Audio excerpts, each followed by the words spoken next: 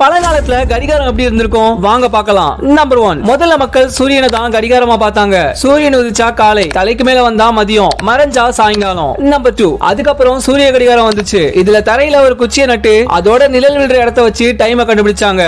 Number 3, இதுக்கப்புறம் நீர் கடிகாரம் வந்துச்சு. ராத்திரி நேரத்துல சூரியன் இல்லாதப்போ ஒரு பாத்திரத்துல இருந்து தண்ணி சொட்டு சொட்டா கீழே விழும்போது நேரத்தை கணக்கு பண்ணாங்க. நம்பர் 4, அதுக்கப்புறம் சைனா மக்கள் ஊதுவத்தி கடிகாரம் கொண்டு வந்தாங்க. இதுல ஒரு பசில் மாதிரி பாதையில நெருப்பு எரிஞ்சுக்கிட்டே போகும். அதை வச்சு நேரத்தை கணக்கு பண்ணாங்க.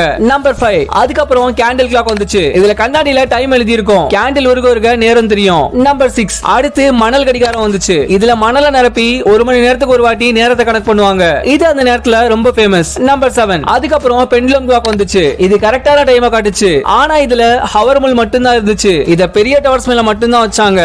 நம்பர் 8, 19th செஞ்சுரியில தான் கரண்ட்ல ஓடுற முதல் கிளாக் வந்துச்சு. இதுல மினிட்ஸ் அண்ட் செகண்ட்ஸ் கூட தெரியும். நம்பர் 9, அதுக்கப்புறம் சின்ன சின்ன வாட்ச் வந்துச்சு. இத முதல்ல பாக்கெட்ல தான் வச்சாங்க. அதுக்கப்புறம் கையில கட்ட ஆரம்பிச்சாங்க. நம்பர் 10, கடைசியா இப்ப இருக்கிற டிஜிட்டல் கிளாக் வந்துச்சு. இதுல முள் எதுவும் இருக்காது, நம்பர்ஸ் மட்டும் தான்.